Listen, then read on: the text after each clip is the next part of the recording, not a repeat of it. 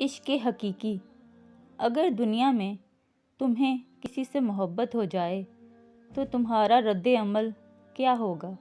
یقیناً تم اس محبت کو چھپاؤ گے۔ تم چاہو گے کہ کسی کو خبر نہ ہو۔ تو یہ جو تہجد نماز ہے نا، یہ مالک حقیقی سے محبت کا اظہار ہے۔ جب دنیا سو رہی ہوتی ہے تو اللہ سے محبت کرنے والا اس کی بارگاہ میں حاضر ہوا ہوتا ہے، بس وہ اور اس کا رب۔